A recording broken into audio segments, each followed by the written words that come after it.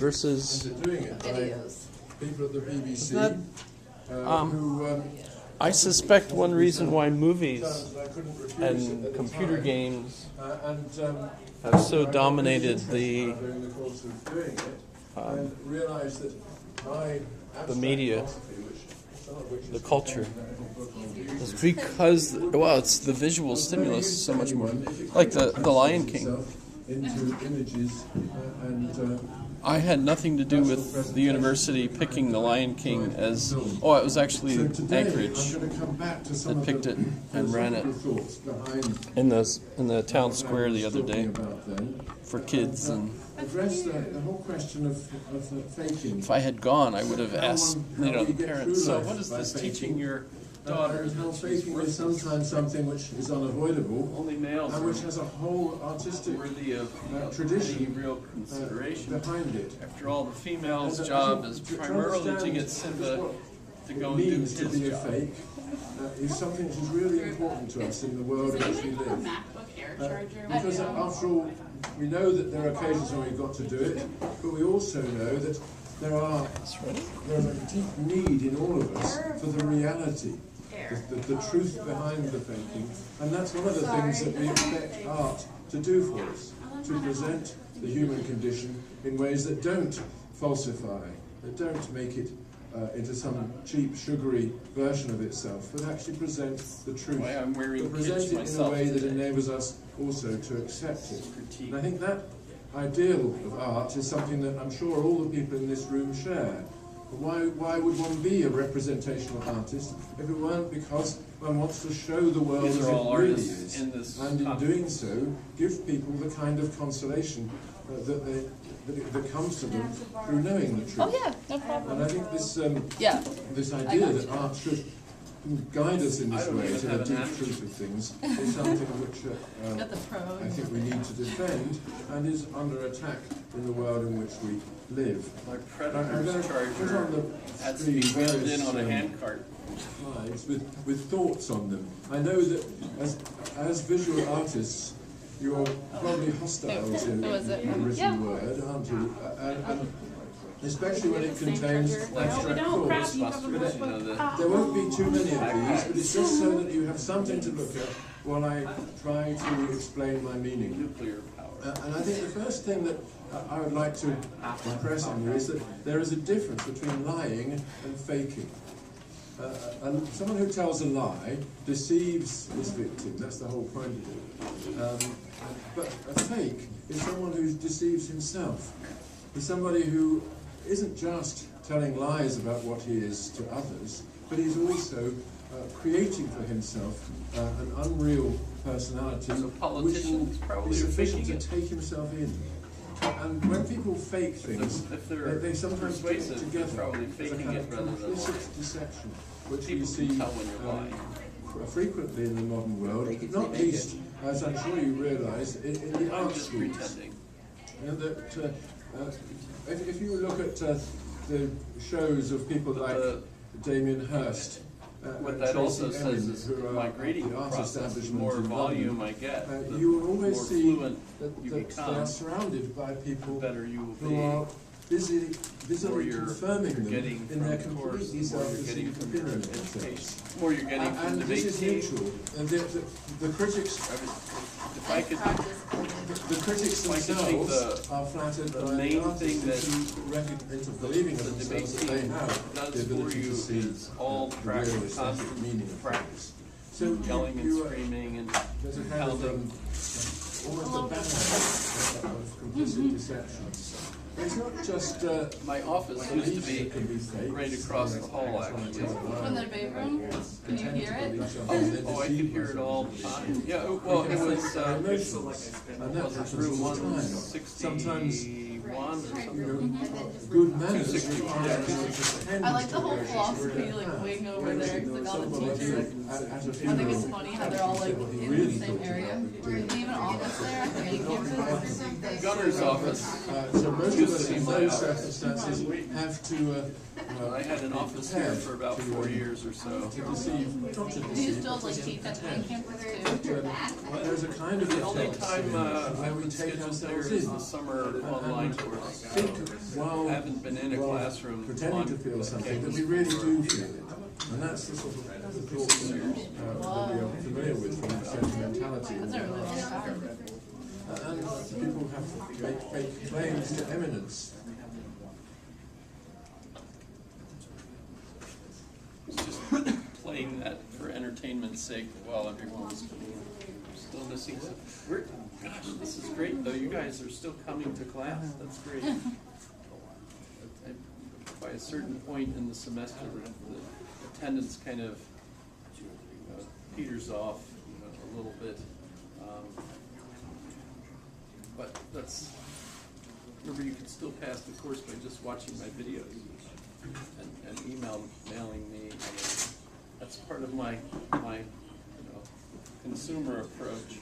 Give the students everything they want, so you're happy with me kind of approach. Which is totally wrong, but that's the way it is. And the rational is the real, and so therefore that's the way things are. So that must be the rational. So we go don't, with the flow. we don't have to go to class?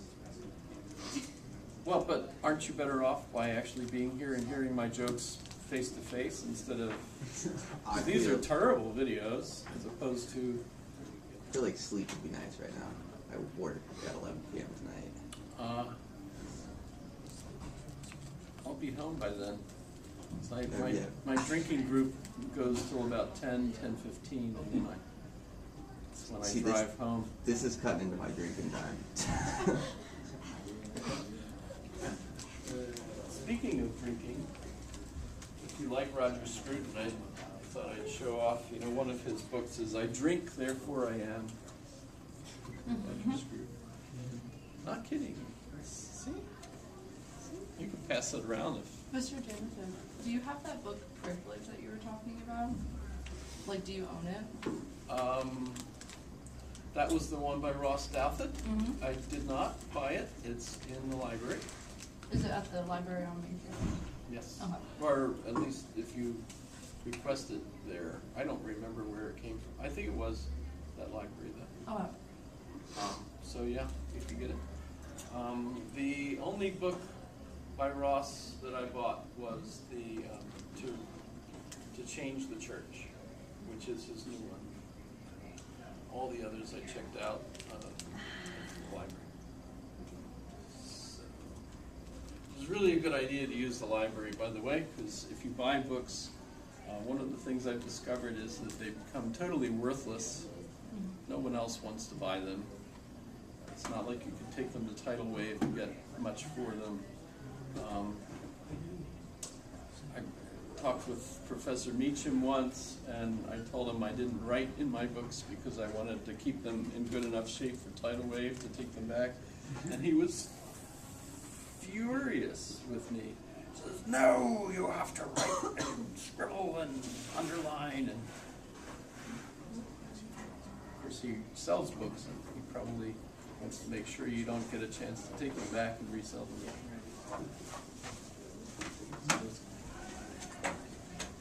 Meacham is great, by the way. You've probably seen him on TV. So, Schopenhauer is the author of a very brief article, and what did you think of it? It's kind of neat and rotten, isn't it? Schopenhauer? Life isn't worth. What's your favorite word for it? Life isn't worth. Nagel. Yeah, the vanity of existence. Death. As Plato says, it's continual becoming and never being, so you never actually are. Human life must be some kind of mistake. How did you feel when you read that?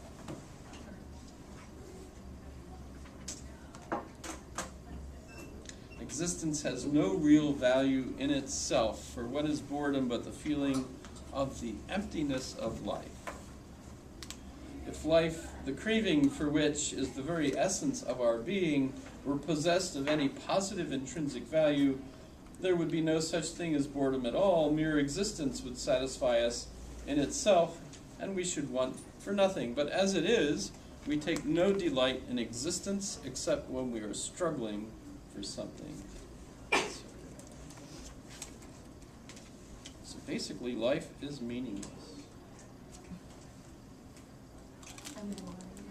And boring. Talked about being boring, and that's why And, you know, go for success.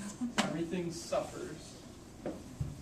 That a lot of philosophers point out, and I think Roger Scruton points out several of them, that what they basically say is that being a philosopher means preparing yourself for death, practicing for death, getting ready for death, thinking about death, It's not just philosophers. Peter Berger is one of my favorite authors. He died recently, so he finally reached that stage to which he was preparing all his life for 90-some years, or was it 80-some years? He argues that society, the whole goal of the way society functions, is in order to help us individually through that collective social structure to avoid always being worried about death. Being human, you know that you're going to die, and knowing that should create a panic in you. What are you going to do? Well, Schopenhauer was one of those philosophers that I absolutely abhorred, not just because he is so negative. His pessimism is notorious, right? And by the way, there's a connection between him and Buddhism. He's considered one of the first European philosophers to have been influenced and reflect that influence in his philosophy from Buddhism. And I do think Buddhism, understood as I think the Asian Buddhists do understand themselves, is primarily negative. Life sucks, and all the Hindu gods are wrong, by the way. They're all trying to help you become successful in one thing or another. So feed the mice, or the rats, or whatever. Don't eat cows. All those concerns to help you have an absolutely successful life. Have lots of children, because if you don't have at least 8, you won't have enough boys in order to make sure that you have someone taking care of you in old age, because 3 or 4 of them will die. A couple of them will run away to Bombay and not come back. Of course, then there's the daughters, and the daughters, all you could do with them is like sell them. You might need the boys to earn the money in order to, have someone buy them, because you're actually paying them to buy them. It's kind of weird. I don't know how that would actually work. But the dowry thing. Daughters in India. By the way, some of them still burn themselves after their husband dies because they don't have a means of support. Have you heard of that? Yes? No? It's not my... Sati, I think it's called. They burn themselves? Yes. Like on fire? They kill themselves by burning themselves.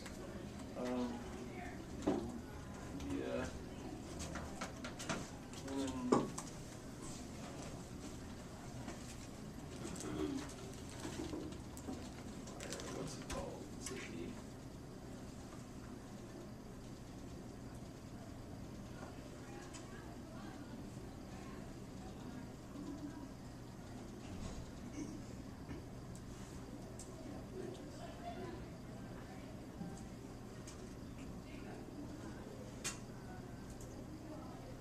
That's Japanese. That just means stabbing yourself to death. Immolation.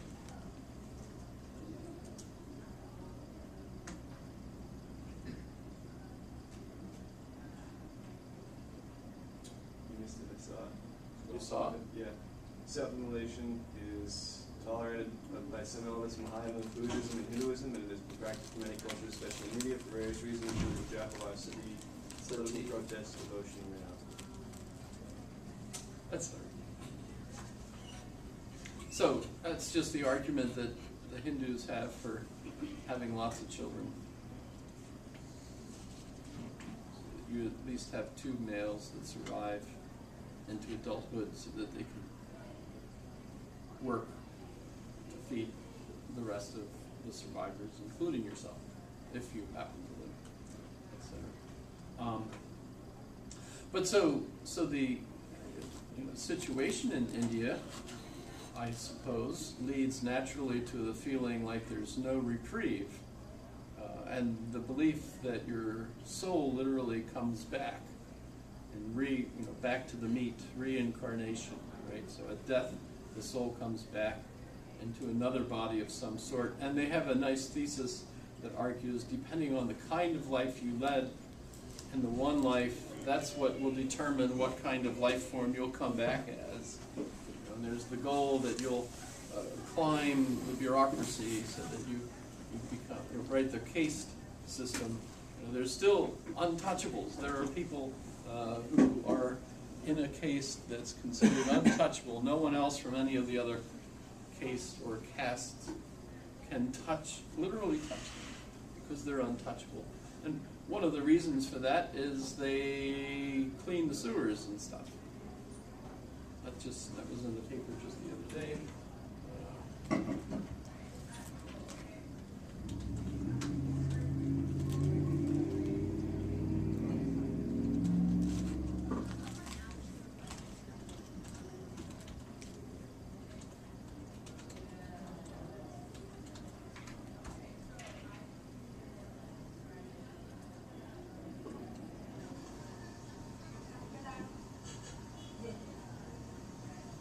Do it by hand. गंद उठाने से किसको क्या अच्छा लगता है? दुनिया का गंद उठाना। और ऐसा कौन सा गंद होगा जो हम नहीं उठाते हो?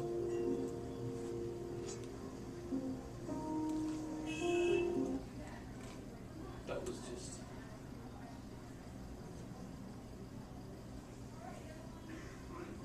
So they still have a caste or caste system, C-A-S-T-E, right? And theoretically, if you live a good life, you can be bumped up the next life. That's the only way. But the thing is, if you are bumped up, you could always be bumped back down too if you live a horrible life, etc. Get the idea, right? Buddhism's idea and nirvana is there as the goal, and what is it? It's absolute nothing. You don't have to come back. Yay me.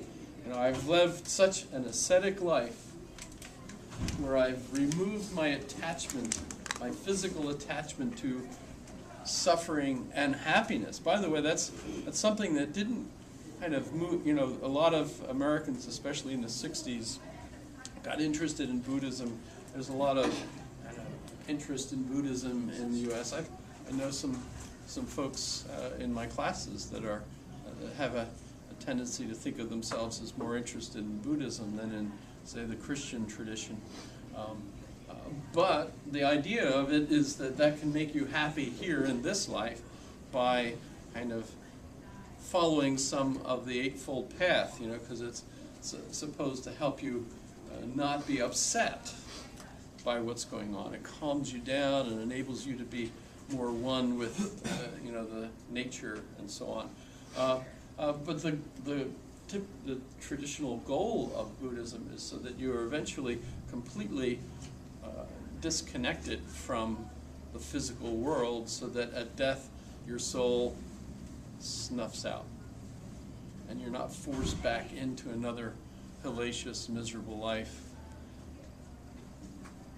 at all, right? And so my thinking of how that works is essentially that's incredibly negative, pessimistic. And you can see that in Schopenhauer's interpretation.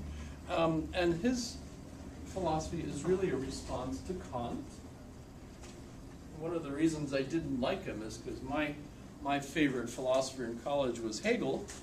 I did my thesis on Hegel. And I view Hegel as incredibly positive, and right, by the way, and also leads into American pragmatism. It's kind of interesting. You know, if you look at Hegel, that's a G. Out of Hegel, you end up with Marx on one side, communism. You end up with Kierkegaard.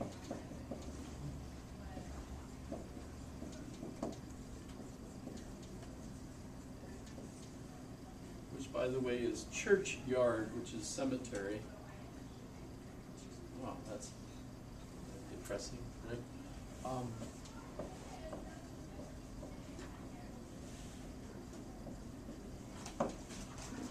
American pragmatism. So if you're an American pragmatist, and probably you are, that means that you're a follower of Hegel in kind of the pure sense, because Marx interpreted Hegel in a certain way that says there are no real individuals.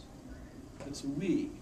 You think you're a free agent. How many of you in here think of yourselves as having free will and being a free agent? You're all supposed to raise your hands, because of course you've been programmed to think that way. That's hilarious, right? You all think we're free. Yeah, I'm free. How many of you are free? Oh, we're all free. Yeah. And of course, you all had to do that because you've all been raised to think of yourself as free, etc. So that would be Marx thinks that there's no such thing as real free agency. That's the way propaganda teaches everyone to be, etc. Right? Especially the Russian hackers, I guess. Does it ever feel insulting that the Russian hackers, by posting weird things on Facebook, might have persuaded us to vote for one person over another? As if. I mean, it just doesn't make sense to me, or not something to be worried about. It's hilarious, actually, I think. In any case, that's Marx. Kierkegaard, on the other hand, and by the way, they were both in the same philosophy class in Berlin with Professor Schelling, who was teaching them about Hegel, and the two of them ended up with polar opposite views on what Hegel was trying to do, and their rebellion against Hegel took Marx against the idea that there were any individuals, and Kierkegaard turned around and basically laughed that there was any peer pressure or propaganda that could actually persuade me to believe one thing or another. I'm completely free. We're completely free as agents. And so this leads to existentialism.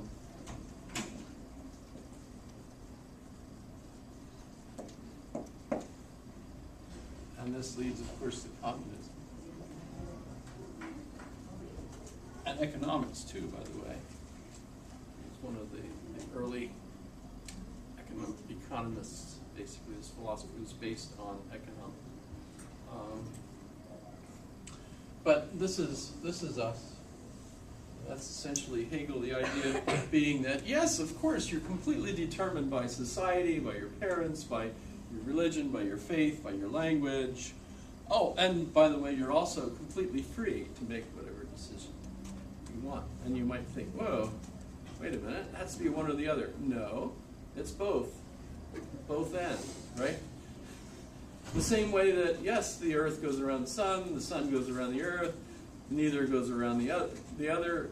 All of that is true. Those are all just tools that we could use, and they're just models, right? And, I certainly need the model to think, yes, I'm persuaded by my society to speak English, to think this way, to believe in the value of the dollar, to think, my citizenship is incredibly valuable, all those things. I'm taught all that, and I believe it. Really do, right? On the other hand, I'm also absolutely convinced that I'm free to choose. I could go anywhere I want, love it or leave it, all that's, and are they in conflict? Well, sure. There are conflicts between those things, and yet we resolve it by thinking, but each of those statements are meaningful within different kinds of contexts. And as long as you are contextual and understand the different kinds of contexts where people are talking, you realize, oh, well, that's not what I meant. I'm free to choose. No problem. Right? I'm free to wear jeans with holes in them if I choose. I might have to spend lots more money, and eventually they might fall down. So I don't know. Although I've noticed that you usually don't have any holes in the back, which is helpful. It's that way. And the more holes you have, the more expensive they are, yes? That's amazing to me. Maybe one of these days I'll cut a few holes in mine and see if that works. Sell them. Do you get more social status by having pants that have no material? No, I just get more comments. Compliments? No, just comments. Comments. Yeah. Well, I would never say anything. So this is Hegel. You can see why I'm absolutely a fan, because of course I'm here and I'm thinking, well, essentially a good pragmatist is Hegelian. Yes. Richard Rorty, for example, I could put in here. William James and the other pragmatists certainly put in here, and so on. But remember, Hegel was a response to Kant. By the way, Hegel was also one of the individuals that reviewed Schopenhauer's thesis and approved it. That's nice of him, especially since Schopenhauer was criticizing Hegel in his thesis. I thought, that's very, very nice of Hegel to say, yeah, you're criticizing me, okay, I approve it. That's nice. That's warm-hearted. But if we go back and we think about Kant, remember, Kant argues that if we accept David Hume, empiricism, all of our knowledge comes from the phenomena. We talked about this a little, right? Yes? No? Okay. So it's the phenomena, that's what I can perceive. Phene, remember, means a lantern. So the phenomena that I see is the reflection of the light from the lantern that I myself carry to see the world. As if I'm walking around in the dark with like a flashlight or a torch, and I can only see because the light that I bring to my experience is giving me the reflection, right? So phenomena is what you see, hear, taste, touch, etc. And the only reason you see any of that stuff is because you bring your eyes, your ears, your nose with you when you go to places, and those are what give you the information, right? But as a result, you're not actually seeing the things as they are in themselves. You're only seeing things, hearing things, etc., according to the way human senses perceive those things. So we can only hear within a certain range. We don't realize that giraffes are talking all the time because they're talking at a level that we can't hear. Right? So, we always thought, oh, they don't speak. Why are they mute? And then someone with the right kind of audio equipment recorded their sounds and discovered they're noisy buggers. They're talking all the time. It's just we couldn't hear it, right? I love the idea that parakeets are actually aglow with colors that we can't see because our eyes don't pick up that wavelength and stuff, right? There's all kinds of stuff going on that we're oblivious to because we've evolved with sensory abilities that are limited to what might get us food, keep us from freezing to death, not lighting ourselves on fire, etc. Right?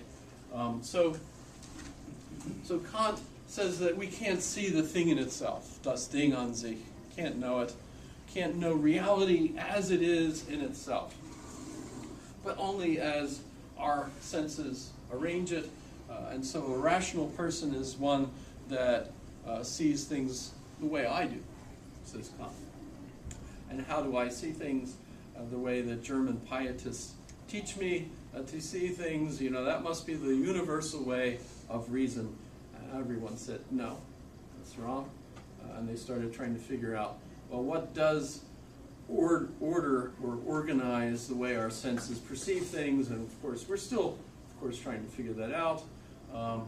But culture certainly has a big input on that. Language, as we've talked about, is certainly a lot to do with that. Remember, is it your operating system? You can't even load an app on your necktop, as A.C. Grayling calls it, unless you have the right operating system. Right? So the world is only going to be perceivable by you a certain way because of all these different structuring influences. Right? Now the thing is, Kant says, well, so we can't know anything about the way the things are in themselves. We can't know anything about God, because God is outside of that ability. It's not a phenomenon. We see the interaction between God and us. We don't see God itself, nor do you see yourself. You're invisible to yourself always because you're the subject that's having the experience. You can never see yourself. Even the mirror, of course, doesn't really do that for you, because you're just seeing your reflection, right? So it's kind of annoying. Kant says we can't know the things that are really structuring our experience. They're always going to be out there, etc.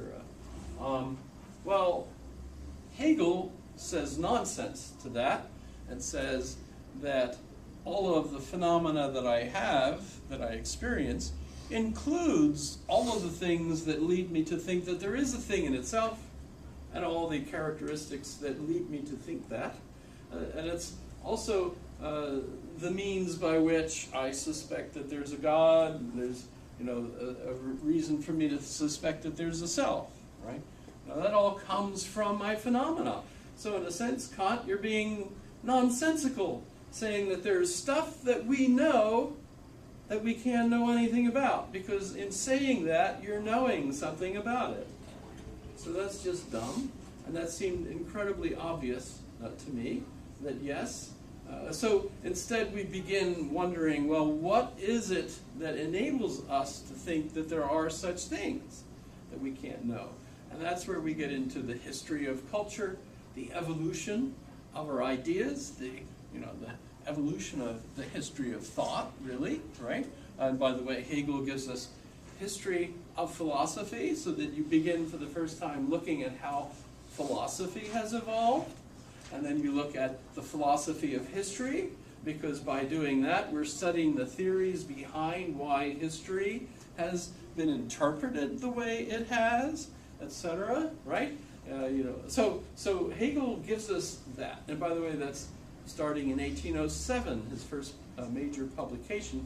And if you think about how that impacted Europe and gradually influenced more and more people, you can see that Darwin's 1857 publication in The Origin of the Species is influenced by that thesis applied to biology. Hegel never applied it to biology, but once that evolutionary thesis is out there, you can see it influences biology when Darwin said, oh, that's why these birds have these bills, etc., right? And you can see it applied to geology when they say, hey, these plates could not possibly have arranged themselves in this way in just a short period of time. The Earth must be older than 6,000 years, etc., right? Human beings actually mature. You're not like yourself right from when, right? You actually have to go through stages. So we get Freud, where you're going through the anal stage, the oral stage, the anal stage, what's the other one? Phallic stage? Or do we call it the genitals? Genital is the fifth one, phallic is the third. So it's I didn't know there were more than three. Sensitive, latent, and then genital. So those evolve. Even the concept of what kind of stages we go through goes through an evolution. So that's the way we look at things today. Everything's evolving, right? In one way or another. Mathematics seemed for the longest while not to be evolving, and then along comes Philip Kitcher.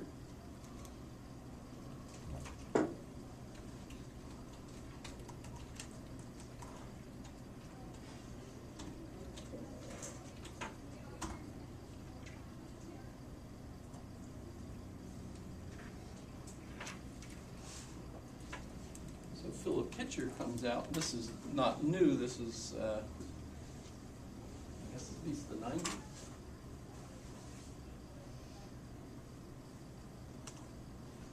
No, 1985, ancient.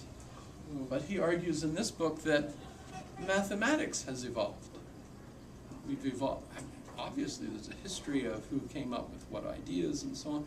But he's arguing for more than that. He's arguing that the mathematical systems that we use are not like we're discovering the way the universe works, the way mathematics works. We're inventing new mathematics as we go, right? And so the concepts in mathematics evolve.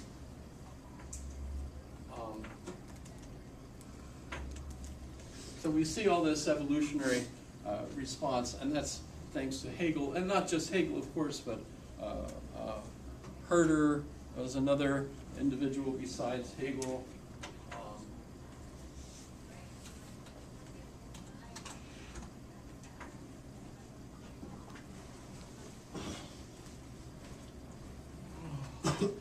So Herder, these are all intercommunicating with one another. Notice the Sturm and Drang. You've heard that before, right? Sturm and Drang. That means storm and what's Drang? Actually, romanticism. It's, you know, the way things are just very powerfully interacting. Sturm and Drang. Actually, I don't have to try to guess how to translate that. You just go to it, right? Storm and stress. So, we all, I didn't.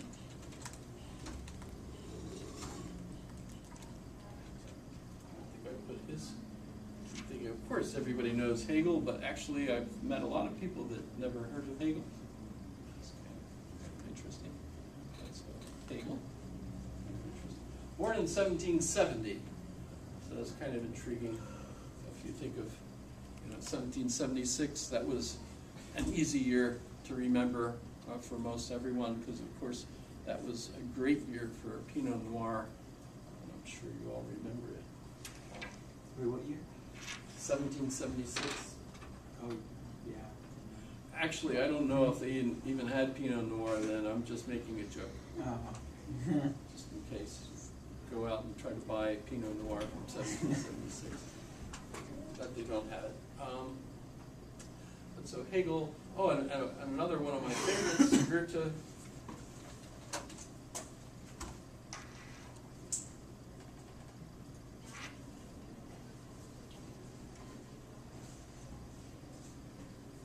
Considered by many to be Germany's greatest poet or author. Most famous work is Faust. Did you have to read that in literature yet? Or you will? Probably not auf Deutsch, though. We have English translations of it, of course. The Sorrows of Young Werther is pretty famous. That's all online. You don't have to buy those. If you're interested, they're all there. In fact, this you could probably read in a night or two if you feel like it. Just remember, though, that it was one of the books that got everybody in that age group upset. Hegel loved it, but it made everybody depressed, because it basically said the point of life is that there's no point in life. And the young people that are getting an education, which, by the way, is called Bildung in German, so the kind of education that still kind of go for in Europe is called Bildung, which is really like what it sounds in English, building your character, right? And that's, you study so you know everything. And by the way, that's essentially what Nietzsche is going to call the Übermensch, right? So if you succeed in building your character and everything, you get to the point where your education takes you above the common herd. Everybody else is like, inferior. The mass of humanity, muggles, right? That's kind of where they're at. And you're above all of that. And you've evolved to that point because of your education. So it's not like you've evolved by some sort of biological transformation. Instead, you've evolved because of your education. So that you've become aware of all the narratives that are traditionally out there that are what run people, right? They're the apps that are installed in people's minds so that they believe them, and that's why they do things. And you understand why all those apps are there, where they historically came from, their historical development, right? And you also know that the requirement for why human beings need these kinds of stories in order to lead their lives, but actually none of these stories are really true. None of them are really true. They compete with one another. Some of them are better than others, especially with the way they transform the mass of humanity. They're all going to vote for this because they all believe this, right? All these folks believe a different story, so they're all going to vote this way, right? You can try to transform them by coming in and criticizing their narratives. Usually that doesn't work, though, because of course their whole life is all wrapped around those values, etc. So you can't come in and say, "Oh, you're wrong. Abortion's nothing. Just kill them." You can kill children too. You don't want it, just throw it out. China does that, etc. You can even mix it in meatballs, etc. Oh, how can you do that? Terrible. Dog is okay. Horses are okay. Cannibalism, right out. Unless you're, of course, stuck on a mountaintop in the winter in Colorado or someplace like that. In which case, well, that's all the food that's there is. Who's going to die first? Anybody ready? Let's pick the fattest among us. There's more to eat. Sorry. I'm thinking, what about stuff about people eating the placenta? Does that count as cannibalism? No, because that actually is encouraged in a lot of cultures. I know, strange. Well, you're not a mother either. Well, true, okay. I think a mother that just gave birth, is really starving, and the other women around say, "Here, have this. It'll help." Waste not, want not, etc. So it's very depressing. The Übermensch is absolutely a very difficult situation to find yourself in, because your belief is that all these narratives have evolved, but none of them are actually true. And if that's the case and you believe it, how do you persuade yourself to do anything? Especially if life is painful. Nietzsche, his life was absolutely sucky. And by the way, Schopenhauer's was too. Although he shouldn't have been thinking it was sucky, because he was filthy rich.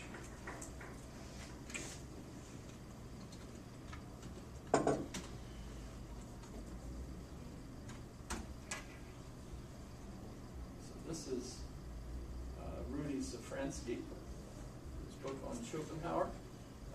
Remember, I disliked Schopenhauer, and then I read Safransky's book on Schopenhauer and realized why I disliked Schopenhauer. And one of the reasons is even his mother disliked Schopenhauer. When your mother doesn't like you, he was an asshole, basically. But you discover over time, the more you read about philosophers, you discover that an awful lot of them were assholes, actually. Remember Socrates? They killed him for that, right? But Schopenhauer was a rich kid, His father was one of the best merchants in Europe. They had homes in England, they had homes in France, they had homes all over different places in Germany, especially Hamburg. And they were the kinds of houses where you felt like you were in a museum. You imagine the poor kid come out and there's like 100 guests at the party, and there's just all this, finery and great big pillars in the house, and it's just huge, and lots of servants and everything. I imagine growing up like that.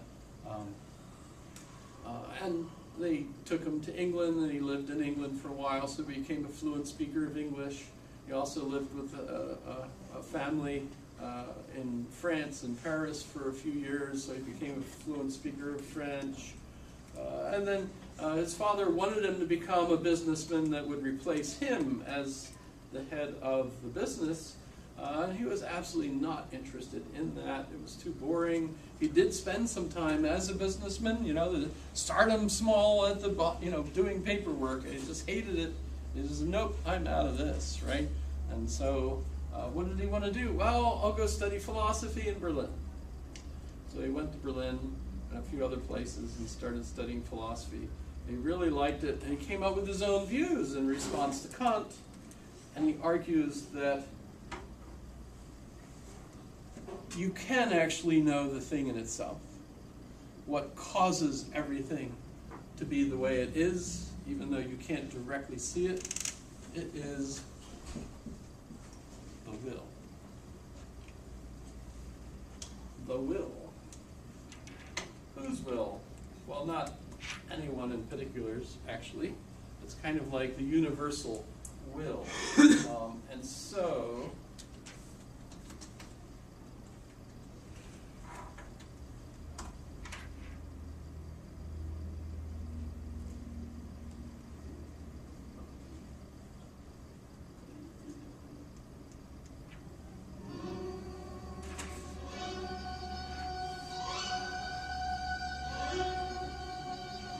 Richard Wagner, who was highly influenced by Schopenhauer, wrote most of his operas as a mature composer, with the belief that there is this will in the environment that just forces things to go badly for you. Remember Buddhism. Life sucks. Whatever you think, I'll do this, and this, life will be grand. Something will go wrong here, something will go wrong here, you'll be screwed here. Mueller will charge you with, collusion here, You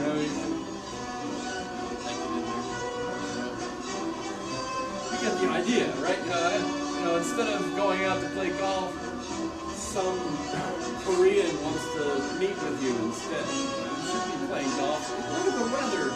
Beautiful. I got a fly to no way. This is the Ride of the Valkyries. How many folks are familiar with it? Everybody, right?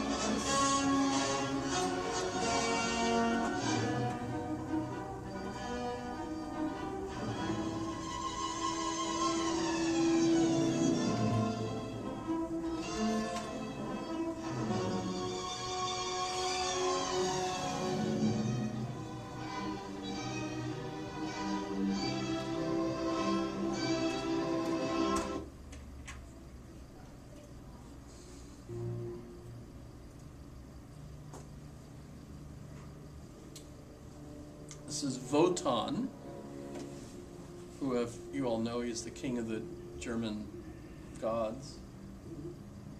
He should have a patch. Remember, he plucked out one of his eyes for wisdom. This is Brunhild, his daughter, who he's putting to sleep.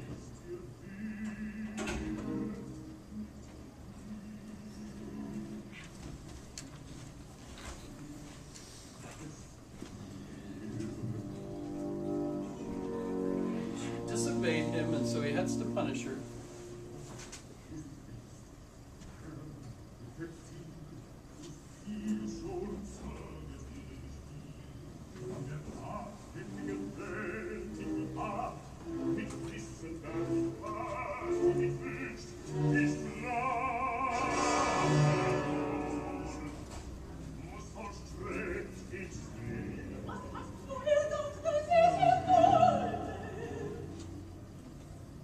she's a Valkyrie too, by the way.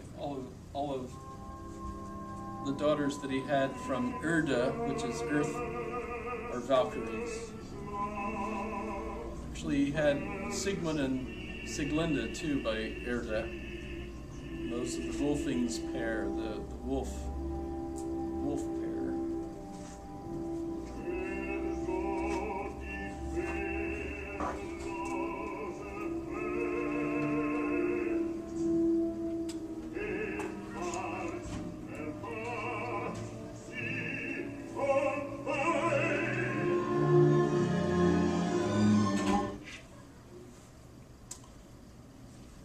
Play it all for you, but it's 16 hours long, and we don't have the time.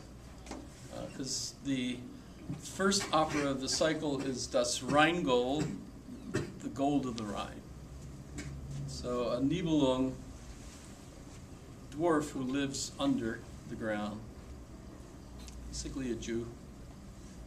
Wagner was an anti-Semite, right?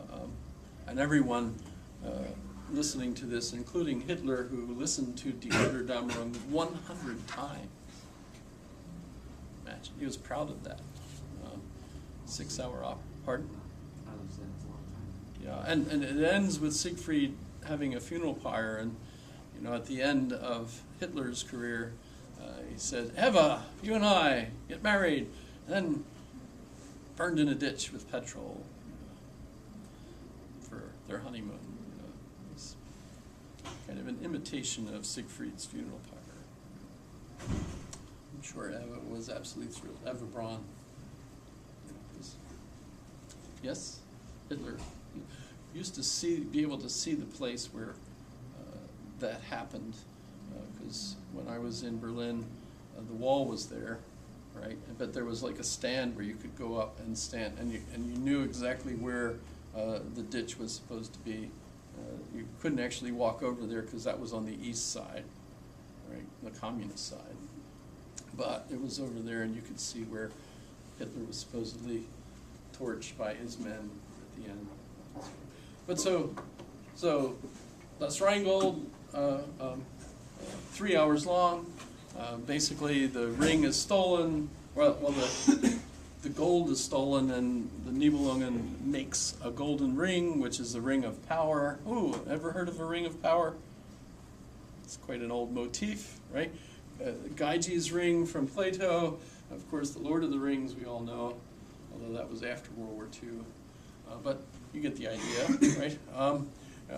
Wotan ends up wanting the ring, but it turns out the ring is cursed.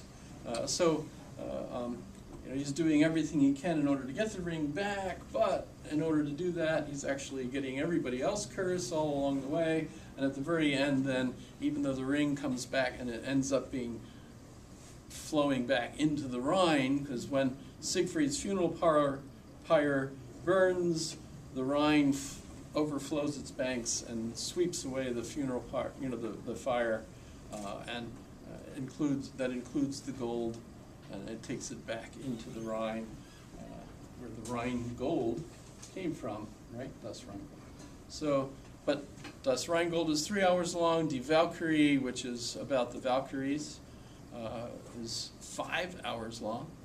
Then Siegfried is 5 hours long, and Die Götterdämmerung is 6 hours long. So, add that all up, it should be somewhere like around 16 hours. One of my favorite places is where Siegfried makes his sword.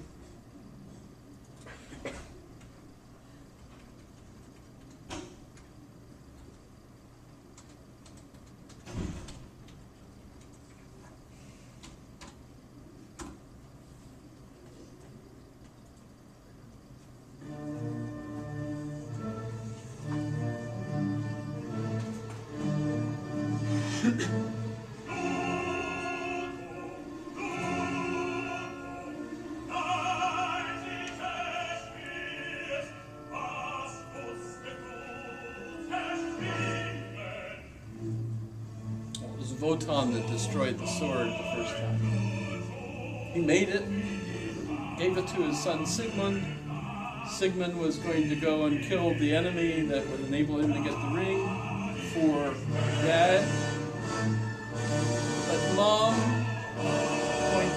this is Wotan's wife, points out you can't kill that guy because it would break your power because it's your promise, etc. So he has to stop his son, so he ends up killing his son and destroying the sword.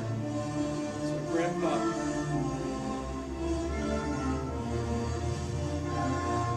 is what shattered the sword. But Siegfried, which is victory free. Fried is free, and Sieg Heil. Yes. But the undercurrent through all of these operas is fate. This fate motif that absolutely screws all the plans up. And that's based on Wagner's reading of Schopenhauer that says this will screw.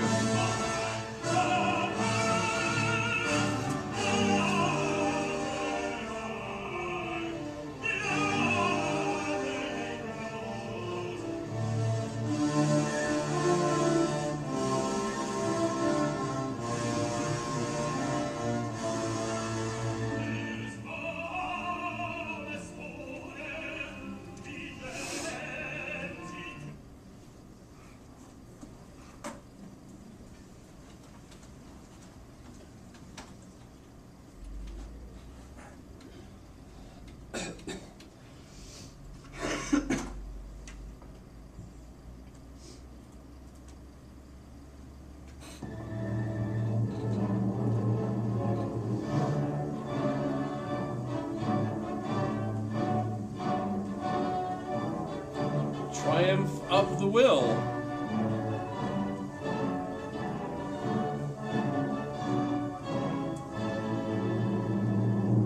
This is a propaganda film that Hitler had made by Leni Riefenstahl.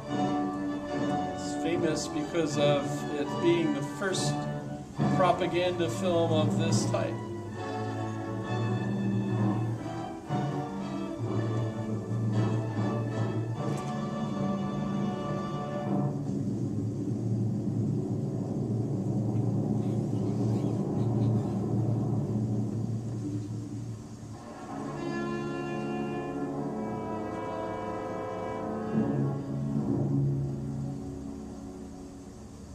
You ever seen this before? It's a cult film. Neo-Nazis love it. I think it's verboten in Deutschland. I'm not sure. But it's completely on the web and you can watch the whole thing.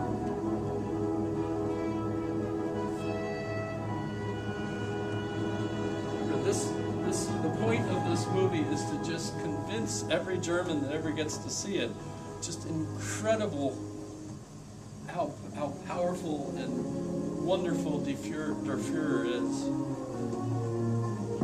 I thought this would be the first time most of the audiences would have seen Clouds from this point of view. Brand new. None of this is my fault.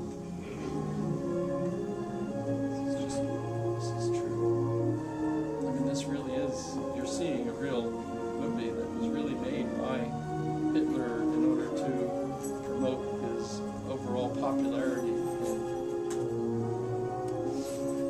And the way President Trump is having the presidential jet repainted. It's kind of important. How much Randy one owns better. Yeah, that's right. That's right. That's right. Remember when he flew into a lot of his campaigns, he flew in on a plane that he owned that said Trump on it. And it always flew in near where the rally was going to be, which is just like this.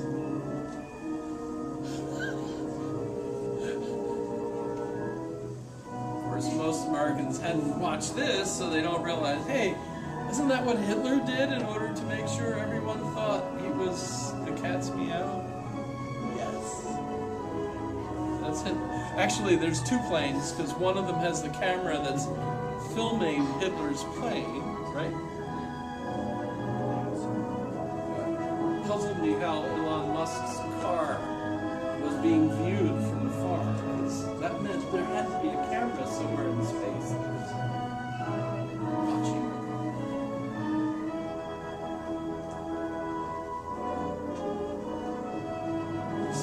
The whole town is all, this is Nuremberg, it's all decorated for the arrival, of course, of the Nazi leader. There's all the soldiers marching. If you can see, there are flags all over the town.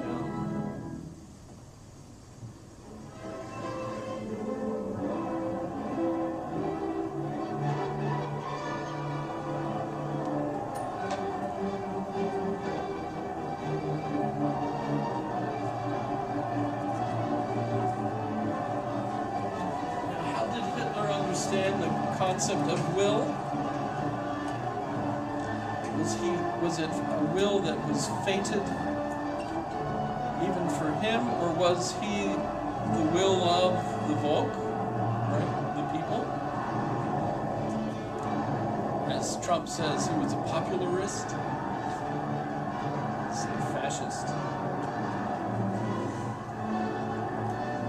The idea was that the people were one with, or, whatever Hitler said, that was what the people wanted, and of course what the people would say is whatever Hitler wanted.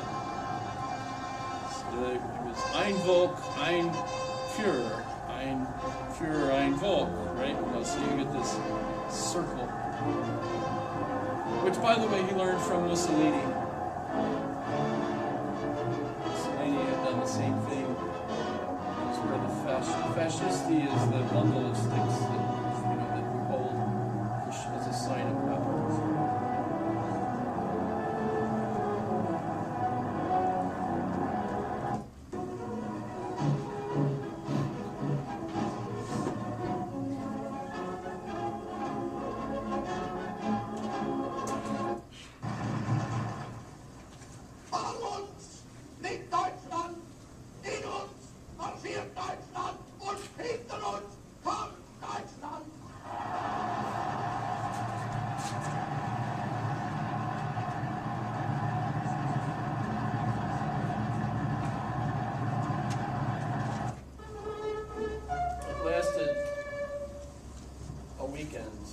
Or a day and a night.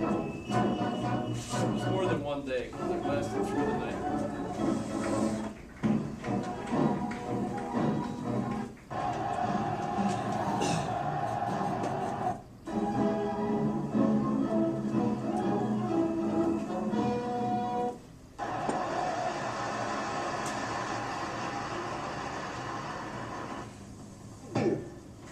Als unsere Partei gerade 7 Mann hoch war, sprach sie schon 2 Grundsätze aus. Erstens, sie wollte eine wahrhaftige Weltanschauungspartei sein. Und zweitens, sie wollte daher kompromisslos die einzige Macht und alleinige Macht in Deutschland. America first. I mean, not Germany first.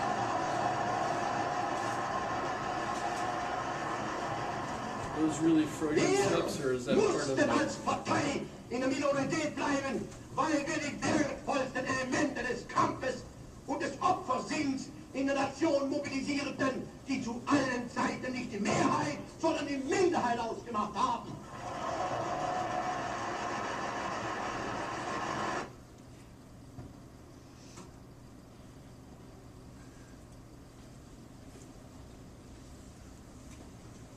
So how do we tie these two things in? Art and the meaninglessness of life. Well, for Schopenhauer, the one way that you can get out of this meaninglessness is, well, to have a French poodle. That would help. Let's see if I could find a picture of Schopenhauer and his French poodle.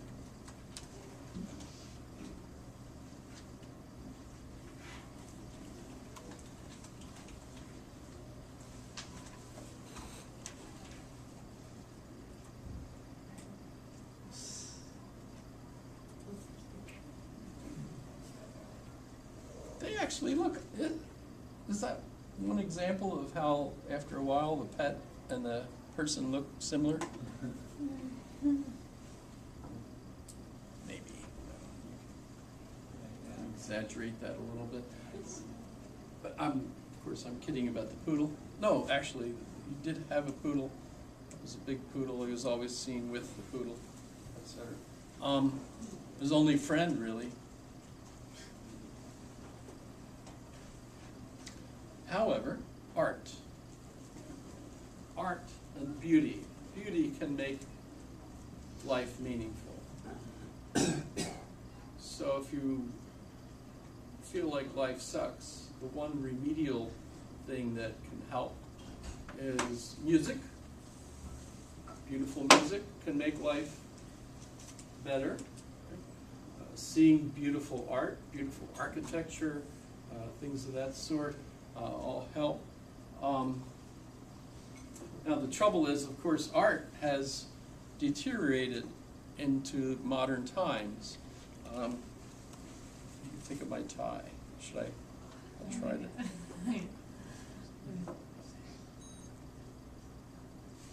The battery's dying. I'm sorry. But this is, what would you call this? This is art, right? This tie. Oh, it's really sad. Sounds sad. And the battery's dead. I've had it for years. Would you call it kitsch? Have you ever called anything kitsch? What's the word kitsch mean?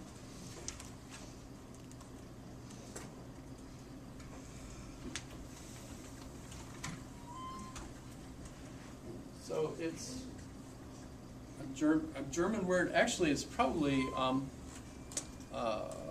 oh my goodness, I can't think of the word. Jewish German kind of slang is. Somebody help. It's obvious, but I can't think of the word. What does it say? Another way a lot of the German Jewish people speak Yiddish. Thank you. Which is actually Jewish. They call it Yid, right? Jewish. Right?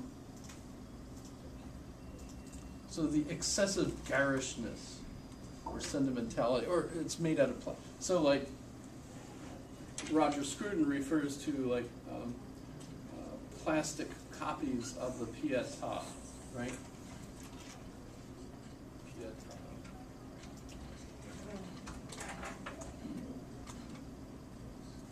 Actually, lots of them, but this is the most famous of them.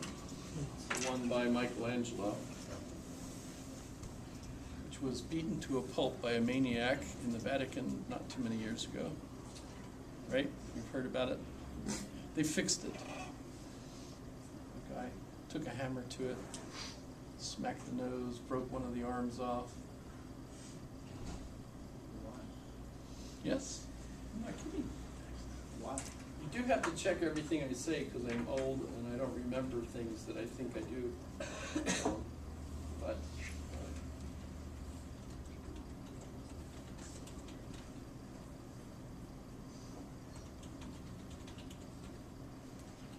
hammer. Laszlo Toth.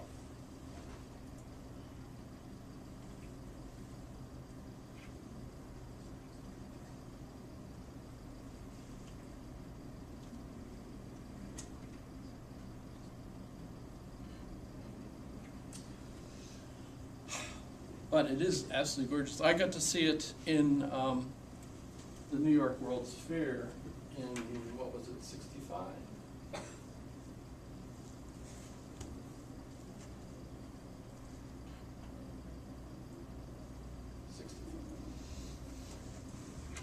What was neat about it at that time was my dad insured its trip to New York and back to the Vatican. That was cool. So we were kind of all excited and worried that nothing happened to it. Mostly that the ship didn't hit an iceberg or anything. So that would have been bad. But no, it made it fine. It was way after when it was damaged by the maniac. And now you can't get to it because it's behind glass. A lot of art like that now you can't get close to. Same thing with the Michelangelo David. If you want to see that up close and personal, the best place to go is Las Vegas, where they have a copy of it made from the same stone from the same quarry. It's supposed to be a real, exact duplicate, and not kitsch, because it's a real stone statue that was carved to be a copy of the Michelangelo David. Whereas the kitsch that he's making fun of in his video are plastic pietas that you can buy for $5. That you buy hundreds of them, right? And it might actually not be in.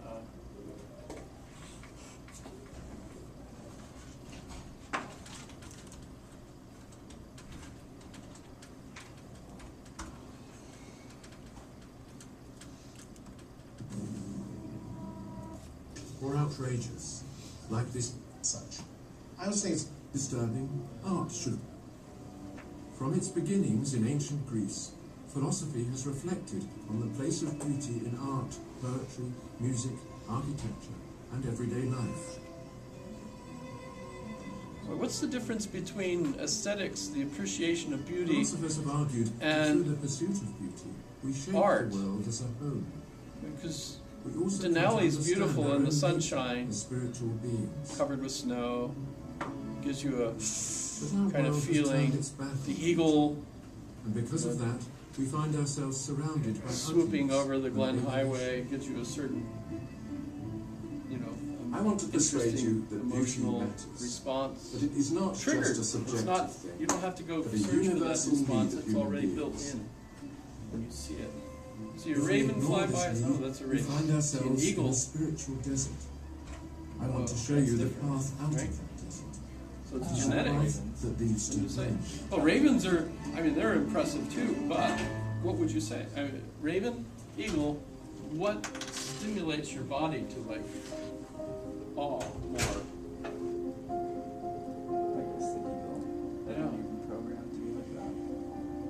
Yeah, well, because it's a predator. The Ravens great won't swoop artists down and of eat the your past children. were aware that human Eagles life might. is full of chaos They're big and enough, and suffering. your children are small. They had a remedy for this, So I think there's and the name of that remedy Little- was beauty. ducklings, just newly hatched.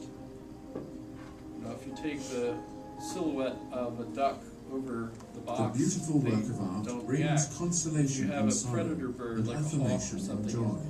You swoop that over, they run for cover. It They haven't shows obviously human gone life to to be school or learned worthwhile. anything yet. And of course, we're ducks, many iterations back. Many modern artists have become weary of this sacred task. The randomness of modern life, they think, could not be redeemed by art. Instead, it should be displayed. That's his favorite.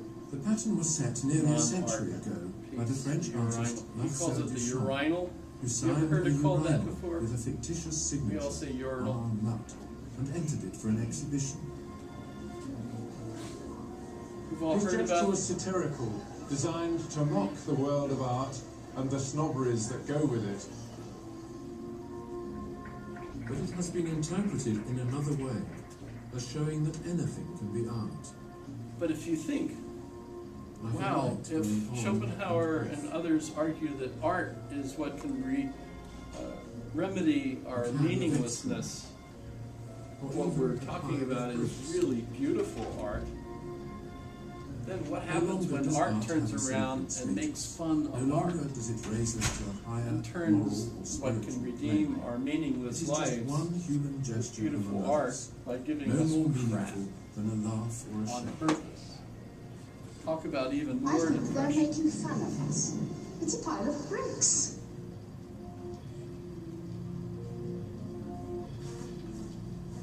Art once made a cult Yuck. of beauty.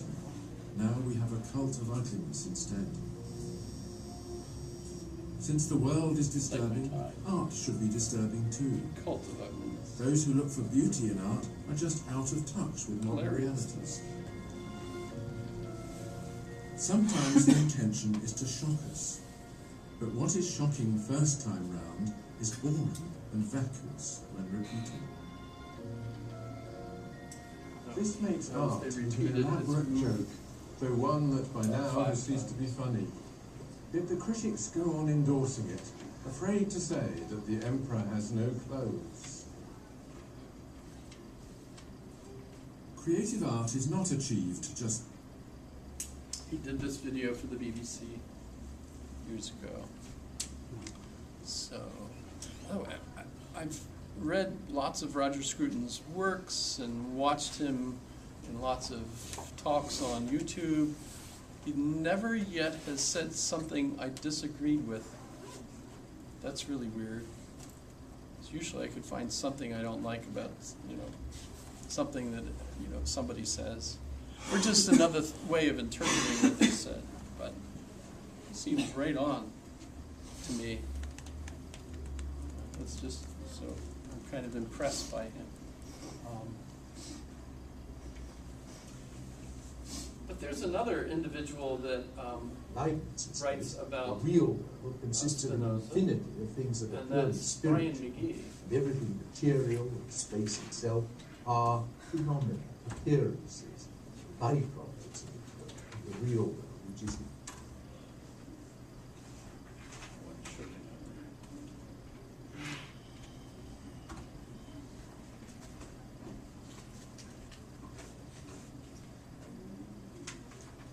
Arthur Schopenhauer was born in Danzig, now Gdansk, in 1788. His family had been rich Hanseatic merchants for generations, and the upbringing he received was aimed not at an academic life, but at training him to step into an international business. However, he had no interest in the family firm. He insisted on going to university instead, and thereafter he used his private means to finance a lifetime of independent study and writing. His doctorate thesis has become a minor classic, in spite of its title, on the fourfold rule of the principle of sufficient reason. And he was still in his 20s during the 4 years when he composed his masterpiece, The World as Will and Representation, which was published in 1818, the year in which he was 30. From then until his death in 1860, at the age of 72, he published a great deal, but all of it was to extend and elaborate and enrich the philosophical system which he had constructed in his 20s, and from which... I'm running out of time, right? So I need to give you a quiz question. Today we don't call fate or the force in the universe that makes life so sucky, we don't call it the will. I suggest that what we call it is entropy. And we also refer to it as the a law of thermodynamics. Have you ever heard of entropy? Yep.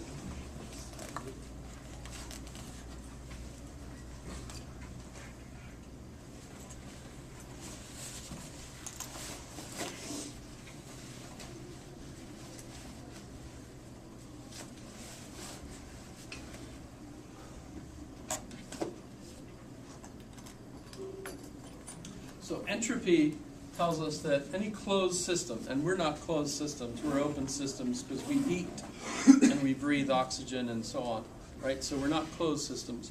But any closed system will deteriorate, fall apart, because it uses energy, and of course if it's not imbibing energy, then what happens is the system will collapse.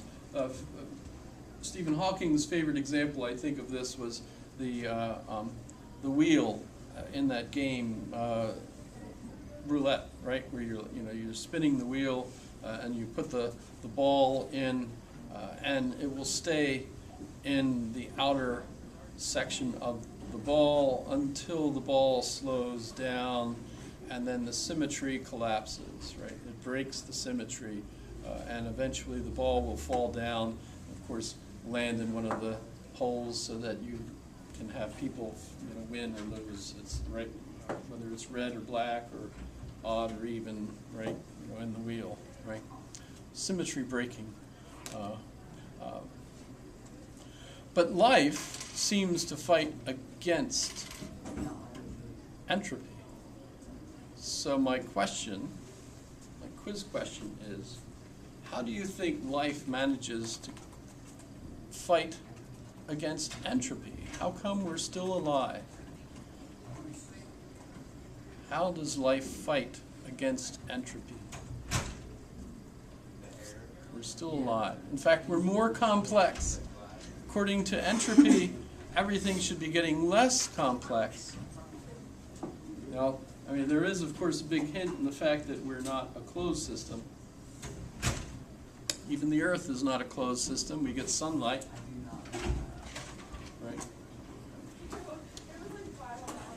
So does that sound like a good question?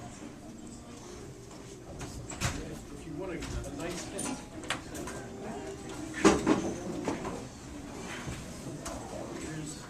Here's an answer.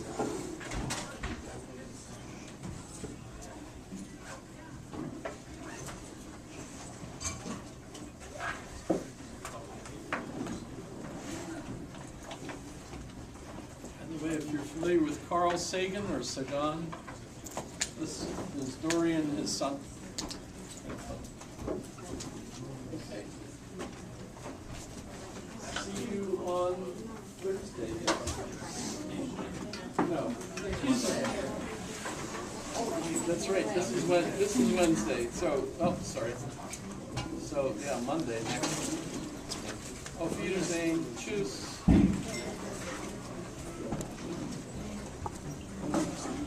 Sorry about the Hitler thing. Pardon? Yes, it is good. It is? So for the template, can I just send you the Yes, the individual you're going to do it on. And you have some resources you're thinking of using. All of that is just to try to encourage you to be thinking about it and working on it incrementally so that you don't all of a sudden turn paper.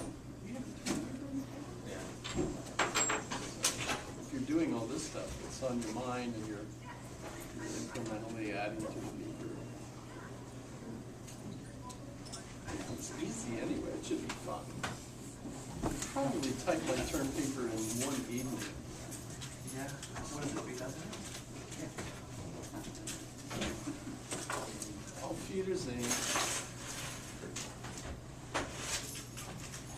Deutschland, Deutschland, über alles. Are our daily questions like actually due that night? Because I just realized I didn't do them. It's nice to get them before the next class so I can have a sense of how people reply to them. Because then I might talk about, those responses when we start. Because I realized I didn't do Mondays until today. So that's why I asked. Catch up. Yeah. Or mustard.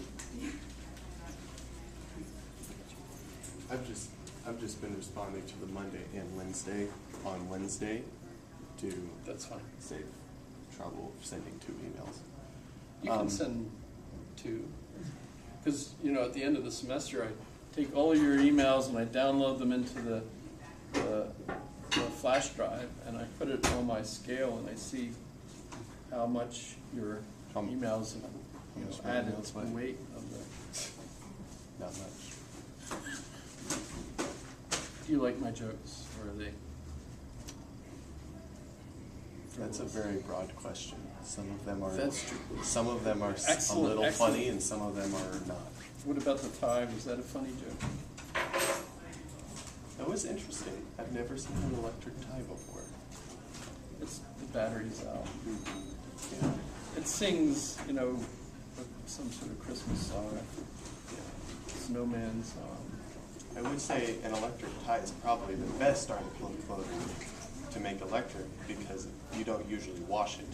That's true. I see these shirts that have a little thing sewn into them and they break after you wash it. It's like, that was dumb. Yeah, doesn't make any sense.